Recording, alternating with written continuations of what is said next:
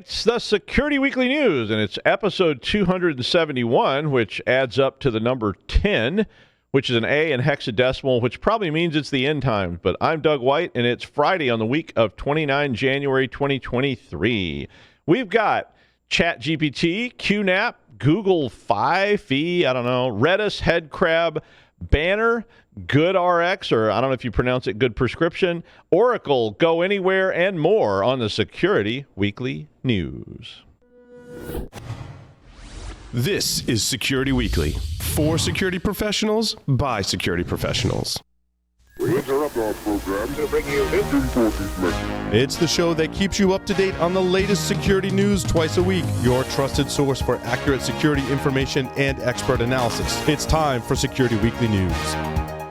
How is your business staying one step ahead of cybercriminals? Secure your email applications, network, and data with Barracuda. Protect your business and go from zero to security in no time flat. Whether your team is working in one location or many, Barracuda has solutions that are easy to buy, deploy, and use. Learn how Barracuda can protect your business against ransomware, phishing, and other cyber attacks. Visit securityweekly.com/Barracuda. That's securityweekly.com/Barracuda. Barracuda, your journey secured. All right, it's the Security Weekly News. Well, we haven't heard from QNAP for a while. I mean, a couple of years ago, it was like every other week we were doing a story on it, but here we go. This report says there are tens of thousands, and they keep escalating the numbers, so they say tens of thousands, but wait and see. Tens of thousands of QNAP NAS devices which have not been patched since a critical vulnerability was announced on Monday, which is not that surprising because Monday wasn't that long ago. The vulnerability will allow the injection of code if your QNAP devices are internet-facing, or I guess even if they're not, but they tend to get attacked more if they're internet-facing. And, of course, they shouldn't be internet-facing, but, well, they may be. And if they are, well, you know, patch them. But the flaw has a CVSS score of 9.8, which is, you know, in technical terms, bad. Actually, it's worse than bad. And it was described as a low-complexity attack. So Census said that only 550 of the 60,000, so when they said 10,000, then they suddenly say 60,000, they only 550 of the 60,000 NAS devices they found online had been patched so far. So that also bad. They were able to obtain the version number on 30,000 or so of these hosts, and they said that 98% of the devices they found in that 30,000 block were actually vulnerable to this problem. So far, there's not a proof of concept out on this, but there probably will be soon. So if you have a QNAP device, and there are version numbers and other things in the article, you definitely need to patch it because these are heavily targeted by ransomware gangs who search, you know, using Showdown or whatever, and then they find it and they come in and ransomware all your data. So QNAP has also advised that you should disable port forwarding on your router. So if you are port forwarding to your NAS device, and a lot of people do that so that they can back up data wherever they are, and they open port forwarding on their home routers and so forth. They also said you should disable UPnP on your QNAP device. So two big tips, but mostly there is a patch. You can patch this thing, and even if you don't have it outward facing, please patch it now. If you use Google Fi or Fi, Fum, I smell bourbon. No, that doesn't rhyme. I can't rhyme. But anyway, however you say it, Fi, I'm going to say Fi.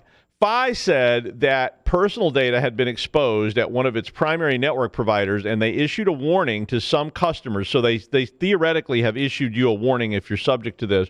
But they said this could allow a SIM swapping attack.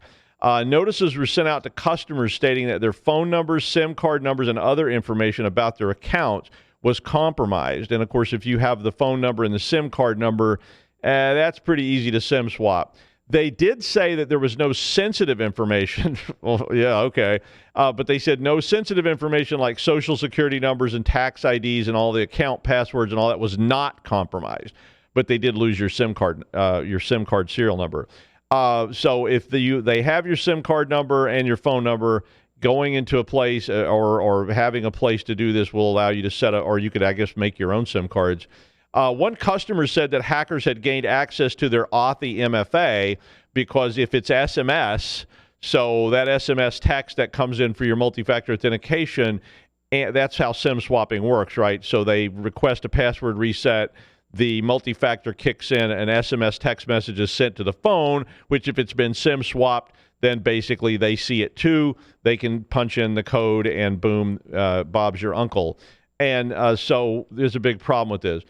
SIM swaps are really nasty if you think about how much things your phone actually controls.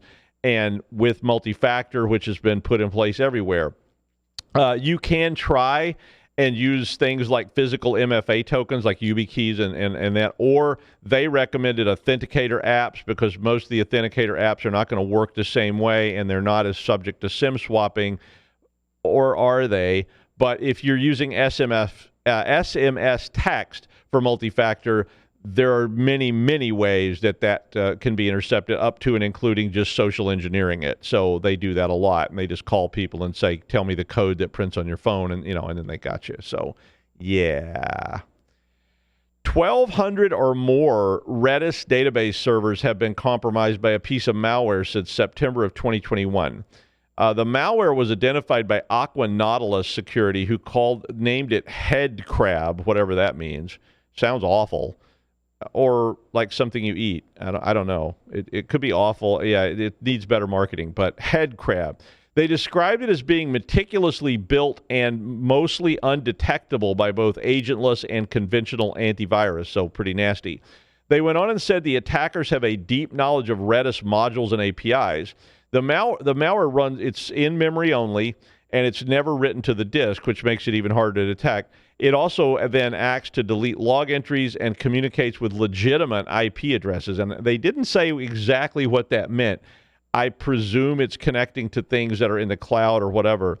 Aqua Nautilus said that there were 2,800, it's one of these number things. There are between 2,800 and 43,000, so pretty big range of servers still at risk of exploitation. So I'm presuming, I don't know how they came up with 2,800 to 43,000, but whatever. The ultimate purpose of this malware seems to be to build a botnet for crypto mining, but the nature of the malware means that it can easily do whatever. So once it's on your system, it has the ability to, actually execute shells, load other modules. It can load fileless kernel modules and perform data exfiltration. So very, very nasty stuff. Redis, if you're not familiar with it, is an open source tool that can be used as a database. It's like a headless database, a caching tool, or a messaging broker. So it has a lot of different purposes in the industry, and it was never designed to be exposed to the internet. And the reason for that is it doesn't perform authentication. So it was designed to be a back-end tool that was protected. So you need to run it in a walled-off network and never, ever expose it to the internet, according to Redis itself. Which makes a lot of sense to me, but people expose these things and then they're vulnerable big time. So be careful if you're using Redis, and it didn't say if they had patches out to prevent this exploit or whatever, but watch out. Banner Health agreed to pay $1.25 million fine with the Office of Civil Rights because it was determined that a HIPAA violation had occurred after they had a large 2016 data breach. So this takes years for this to sort itself out through all these different agencies.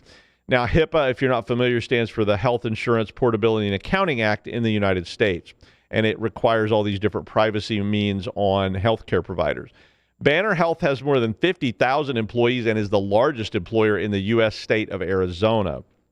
The investigation of the breach, which took a while, said that Banner Health failed to perform risk analysis for the electronic protected health information and did not employ sufficient monitoring for its health IT systems to protect against cyber threats. Imagine that.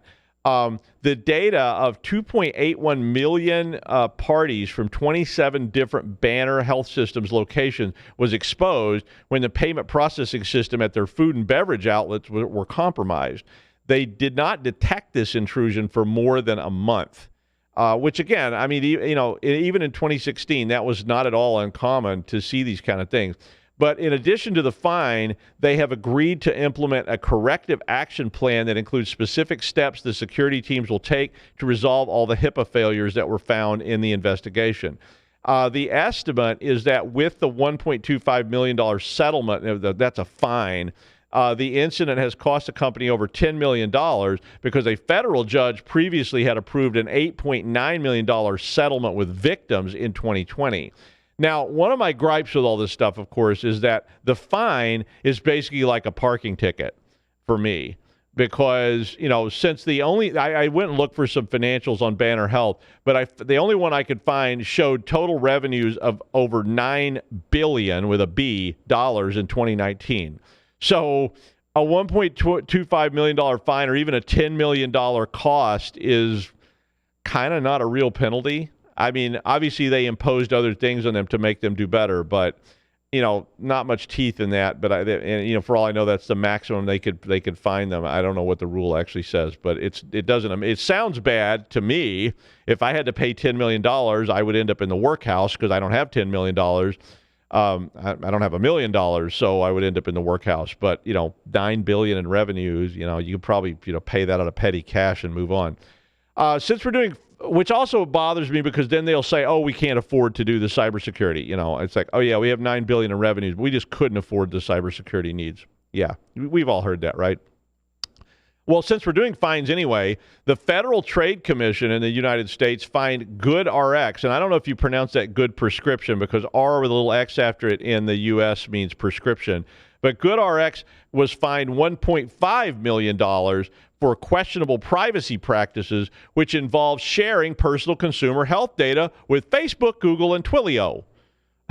Face it, folks, they're going to sell your data, and the other people are going to buy your data. I mean, it's going to happen. William Gibson saw this coming along. Back in the 80s, William Gibson was writing about this stuff. According to the article, the fine was a first-of-its-kind action by the FTC. GoodRx is a telehealth and prescription drug provider, and they were barred under the action from unauthorized consumer data disclosures and have been told to instruct Facebook and the other recipients of the data, and there was a whole list of them, that they need to delete that information. Oh, yeah, that'll happen. But they're supposed to send them, I guess, a cease and desist letter saying you must delete this data that we sent you or sold you because they were selling it. They have also been required to limit retention of customer data in the future, implement a data privacy program, and acquire user consent before any health information is disclosed. So that read it before you click it thing. So that now there will be a pop-up box that says, and all this, and you have to give us your kidneys kind of thing, and you click it. But once again, an unverified, I went out and I found an unverified one-year slice of their revenue was $795 million. So again, a $1.5 million fine isn't much, but I guess at least they're being ordered to make corrections and stop doing this, at least, until they figure out another way to do it, because I'm sure they have a whole swarm of lawyers who are rapidly trying to figure out a way they can do this anyway. So, obviously I'm a little nasty about people selling data without your permission, but they do it all the time. So we're all kind of used to it. Oracle's e-business suite is a supply chain management and enterprise resource planning tool along with a customer relationship management tool, which is SCM, ERP, and CRM. So you probably heard those acronyms before. A critical severity vulnerability has been found and proof of concept code has been published. This vulnerability also, like the one we talked about earlier, has a score of 9.8 and is in, wait for it, the web application desktop integrator. And, so once again, a web GUI that they put in their product that was never intended to be exposed to the internet is being exposed to the internet. And, of course, these things just over and over, different companies we've seen, all these holes in this stuff. The actual vulnerability was patched in October of 2022, but of course people don't patch it. A NIST advisory on it said that unauthenticated attackers with network access via HTTP, and how many of you have port 80 open? A lot. So people that have access via HTTP can exploit the security defect to compromise the web application's desktop integrator and take it over, which would be, in technical terms, bad. CISA added this exploit to its known exploited vulnerability there of things being exploited in the wild, and CISA went on to urge Oracle customers to patch as soon as possible. The first exploit attempts were observed on the 21st of January, according to Shadow Server. Vital Cybersecurity in Vietnam, or it may be Viatel, I think it's Viatel, Cybersecurity in Vietnam published the proof of concept on 16 January, so expect much more targeting of this particular tool as we move forward. So patch and patch often. GoAnywhere, secure managed file transfer software, one of those things everybody's always looking for, has a 0-day exploit that can be targeted via the internet connection. Wah, wah. The product, which is made by Fortra, was originally called Help Systems, and probably will get a new name again soon, and it's designed to allow automation and secure exchange of data with trading partners. So this was basically a replacement for FTP type stuff. Brian Krebs broke this story yesterday and said that it can only be accessed by authenticated users who can access the administrative console of the application. So maybe not as bad as some things, but nevertheless, if somebody has access, and how many people have you granted access to this stuff anyway? But it is a remote code injection exploit. The vendor said that the vulnerable console should typically only be accessible from within the company's network. Once again, they also went on and said, or through a VPN or by approved IP. So basically they're saying, that people are having access to this through every possible channel. And we know how that ends every single time. Once you expose these administrative consoles, they've got problems, they get compromised, and boom. So you should not be exposing these consoles on the open internet. But when people had to go work from home, and we all still have all kinds of remote stuff. In fact, I noticed that today it feels like Edmonton outside because it's cold and windy. And for the first time ever, I saw schools in New England closing because it's cold. I was like, wait, what? It's Boston. You're closing school because it's cold? I've never heard of that before. But anyway, because we have all this remote capability now, we all have employees wanting to work from home, students wanting to take classes from home, and so forth. And every time that happens, we end up opening more services to people from home. So you're going to have to really go out and carefully review this stuff going forward. You've got to protect these web GUIs, I'm telling you, because every week we could do a story about one of these things, and we do them all the time. Management VLAN, come on. I mean, set that up. But Kevin Beaumont said a Shodan search found more than 1,000 exposed systems, which were mostly in the United States, but did say that some of these were a different web client that they could not distinguish which one it was, that Fortra says is not affected. You need to do some review on this, really. I mean, start reviewing some of your console stuff and see if you have these kind of problems. Well, the threat of the week is going to be, let's call it fear of the unknown. Ludditism? I don't know.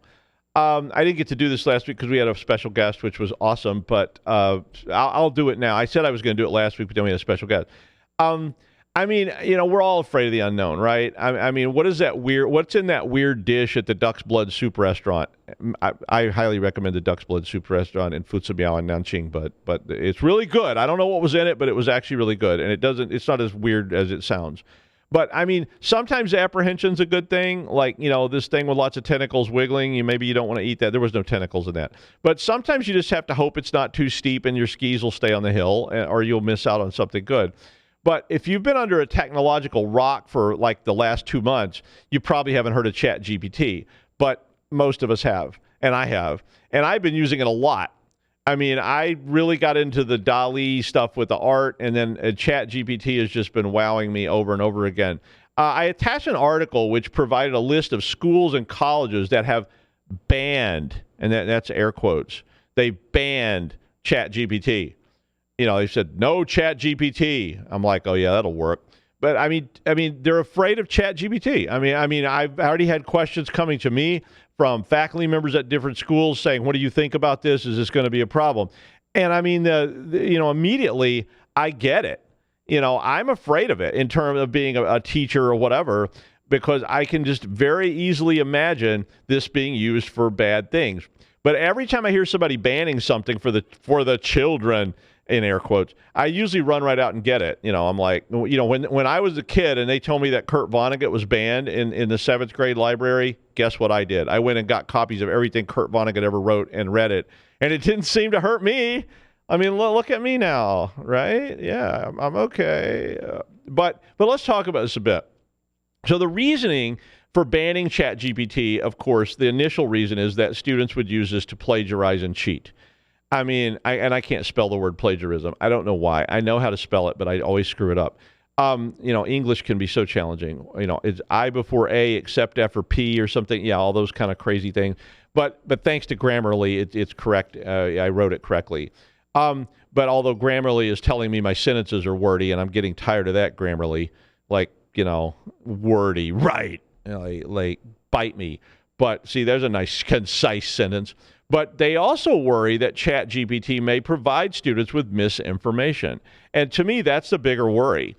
I mean, this thing is trained on the interweb, right? So you can imagine if your whole worldview and education relied on what people said on Twitter. And I don't know that an AI has the capability to discern and distinguish between, right and wrong, for one thing, and also to discern and distinguish between what's misinformation. I mean, is the earth flat? Because that's one of the stupidest conspiracies that ever existed. But people believe this. They have conferences about it. And I asked Chat-GPT about it. I was like, okay, let's try this. So I asked Chat-GPT, I said, is the earth flat? And here's this response, quote, no, the earth is not flat.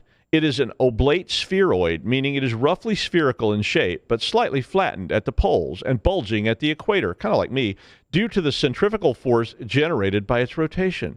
This shape has been confirmed through numerous experiments, including satellite imagery and the measurement of Earth's gravitational field. The idea that the Earth is flat is a false belief that has been discredited by the scientific community for centuries. More than centuries even. The overwhelming evidence supports that the conclusion that the Earth is a roughly spherical object. It didn't go on to say, you're an idiot. But, I mean, it didn't have a bunch of misinformation in it. It didn't say, but for balance, let me also tell you about this. Cavemen rode dinosaurs or whatever. I mean, but all that stuff's out on the internet, right? So it's a little bit scary. It doesn't tell me with this simple experiment that Chat-GPT is any more incorruptible or not subject to misinformation than, say, well, I am. But we remember GIGO, right? Garbage in, garbage out, still applies in all these cases. Sometimes I think we hold AI to too high of a standard. We talk about self-driving cars crashing and we make a big fuss about it. But at the same time, I'm like, how many humans crashed their cars this morning? I mean, I live in Rhode Island, the home of stupid car crashes and people backing down the exit ramp and stuff like that. But, I mean, at the end of the day, I saw a semi-truck coming over here. And in Rhode Island, the belief is that when there's a sign that says lane ending, that you get in that lane. And there was a semi-truck who immediately swerved over into the ending lane, for some bizarre reason. And that's supposed to be a trained driver. So, obviously misinformation applies to humans who are subject to it. And humans are obviously very subject to manipulation for the most part. So I would presume if the training set for an AI could be manipulated in the same way, then that's just like human children getting fed crazy misinformation by their idiotic parents. I mean, it could start spewing the same kind of nonsense those poor kids are going to start spewing when they grow up. I mean, there's always been that kind of concern about neural nets and such, right? I mean, with an AI, it's not really providing citations for what it says, and it may not be very easy to actually examine that hidden layer. That's one of the theoretical concepts behind these things, that hidden layer, and see what weights and so forth uses, just like in a human, right? I mean, I can't look in your head and determine why you believe the earth is flat and you're willing to buy into this dumb conspiracy. And yes, I'm contemptuous of it, because math shows you that it's wrong, but you won't believe it because you want to hear all kinds of silly nonsense. But humans can be convinced that the earth is flat. They can be convinced that vaccines don't work, despite the evidence to the contrary that they don't want to hear. I mean, the statement that it gave me makes complete and perfect sense to me, but where did it come from? There's no math there. and there's no citations there. And even though I already know the math is real because I've studied it otherwise and I've seen it in other places, but what if I was in the 7th grade? Now I've been told the earth isn't flat. Okay, well, that's a good thing. But what if it changes its point of view later? I mean, so far, I haven't seen a lot of misinformation on Chat-GPT, but that doesn't mean it couldn't be there. I mean, I saw a story in the news yesterday about these Nazis, I mean, like actual Nazis in Ohio that are homeschooling their children because they could not find a school that would allow them to have their children learn a Nazi-based curriculum. I mean, I'm not even making this up. I mean, I know it sounds like I'm making it up, but I'm literally not making it up. So that's also a pretty big worry. And then there's plagiarism. Now, honestly, I have always felt that it was really almost impossible to prevent cheating. I mean, whether it was that kid in the 3rd grade you knew that had all the spelling words written on their hand, you know, or on their sleeve or whatever, or the multiplication table was written under carefully placed rips in their jeans, both seen both those, or even in, you know, as a university professor where I've caught people stealing other people's work, bullying students to give them copies of their work, copying other work, buying assignments, downloading assignments from, you know, various brain dump sites, copying programs from Stack Overflow and turning them in. I mean, I've seen just about everything. I mean, literally. I mean, one school I worked at spent over $200,000 on these plaques to put in the hallways that had copies of the student ethics code because the company that was selling the plaques did a study, which they paid for, and they would not reveal the data behind the study or how they actually did the study, but they claimed that the plaques in the hallway kept people from cheating. Yep. I literally laughed out loud at the presentation. They got upset. I mean, I asked them if they had read Kohlberg, and they did not know what a pre-conventionalist or a post-conventionalist was, so they hadn't really done their research. I had, but they had not. But they said, hey, those plaques work. Our study shows it. We asked students if they were more or less likely to cheat if there was a plaque on the wall, and the students said yes. I laughed out loud again.